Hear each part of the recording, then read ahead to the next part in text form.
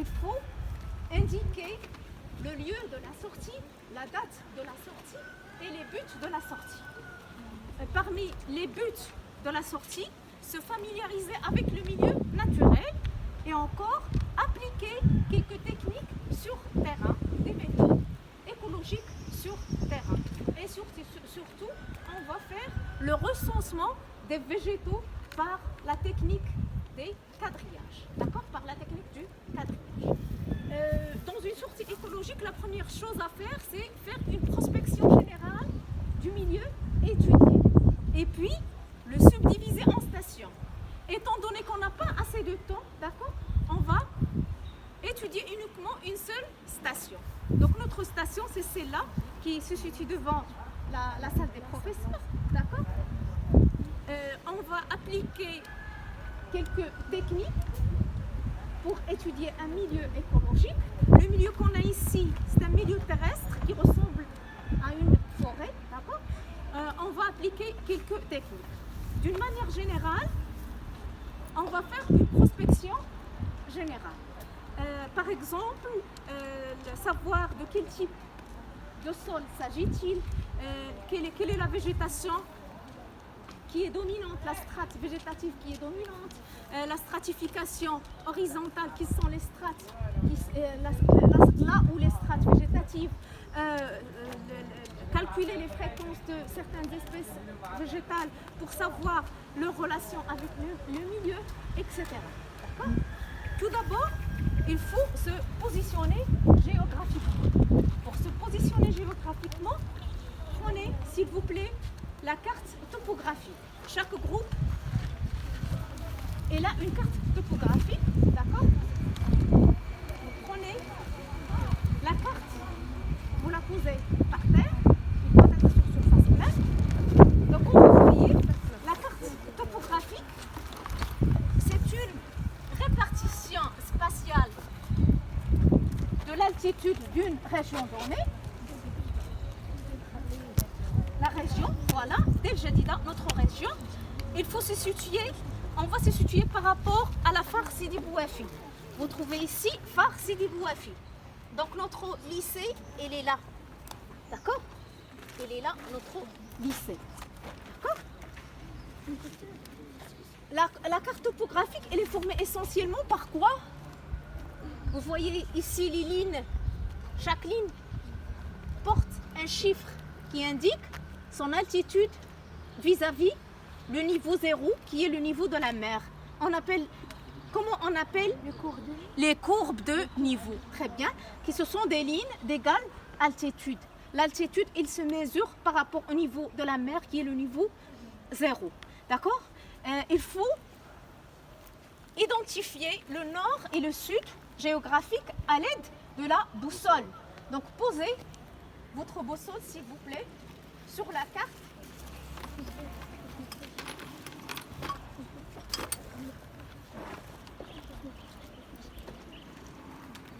La boussole, oui, il faut l'ouvrir. La boussole, il doit être posée sur une surface plane. Comme vous voyez, les aiguilles doivent bouger. Hein? D'accord? Il y a deux aiguilles. Une aiguille colorée indique le nord et l'autre qui n'est pas colorée, il indique le sud. D'accord? C'est bon pour tous les groupes? Donc, le nord, il est par là et le sud, il est par là. D'accord? Voilà notre situation. Pour plus de détails, pour avoir une situation plus précise, on utilise le GPS qui donne la situation exacte selon les coordonnées X, Y, Z. D'accord? Il n'a pas encore téléchargé assez de satellites, malheureusement. On va attendre un petit peu. D'accord? Voilà, vous lisez 3 chiffres. Le premier,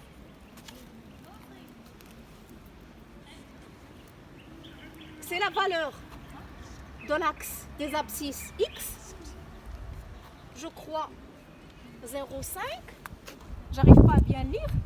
D'accord? Et l'autre, l'axe des Y des ordonnées, je crois 9, et puis l'altitude Z, l'altitude vis-à-vis le niveau de la mer, je crois qu'on a 15. Donc avec le GPS, vous aurez la situation exacte. D'accord? C'est bon? Donc, après avoir déterminé se situer géographiquement et déterminer la situation exacte de notre station, on va effectuer quelques mesures sur le terrain. Tout d'abord, il faut déterminer le type de sol. Orgie. Le type de sol. Le type de sol. D'accord? Le type de sol, il faut prendre un échantillon de sol et essayer de déterminer son type. Allez-y au travail. Vous prenez une cuillère ou bien une pelle pour prendre un petit échantillon du sol et essayer de déterminer la nature du sol de la station étudiée. Orgie. Non? Argile mélangée avec quoi? Avec Avec quoi? Avec? Non, il y a des insectes, bien sûr, mais je cherche la nature du sol. C'est un sol argileux, encore?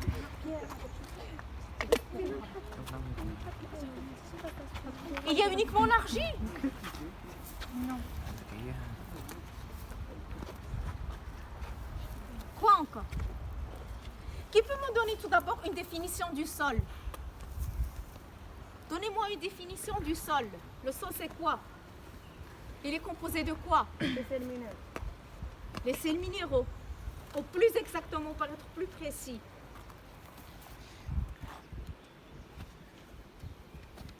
Les vers de terre. Bien.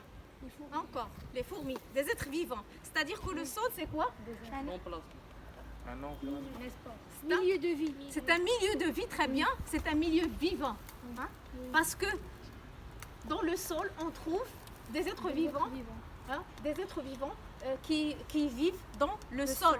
Donnez-moi des exemples des êtres vivants qui existent, qui vivent dans le sol. Les fourmis, les vers de terre, encore, les coccinelles, plusieurs insectes. Est-ce qu'il y a uniquement des êtres vivants qui sont macroscopiques, c'est-à-dire visibles à l'œil nu, ou bien il y a encore, très bien, il y a une faune microscopique, d'accord, qui nécessite pour la voir, il faut utiliser soit la loupe biniculaire, soit le microscope, sur essentiellement les bactéries et les champignons. Donc le sol, c'est un milieu vivant. Il est composé d'une partie qui est vivante. Bien sûr, il y a aussi les gaz, l'oxygène et le CO2, d'accord. Et il y a une partie vivante dans le sol et une partie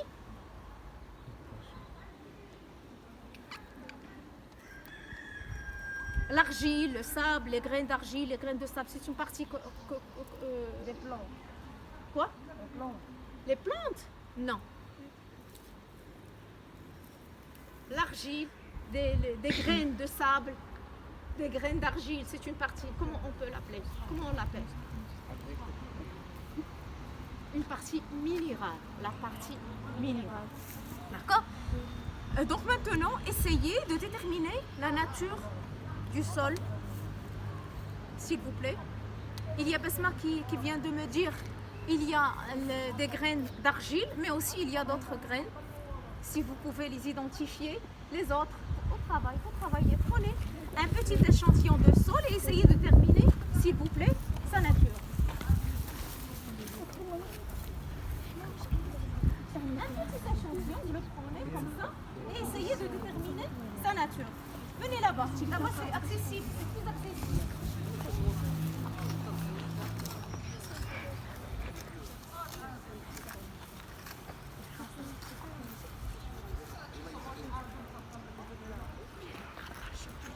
Oui? J'attends toujours la réponse. C'est un sol qui est formé, voilà, des graines d'argile en plus.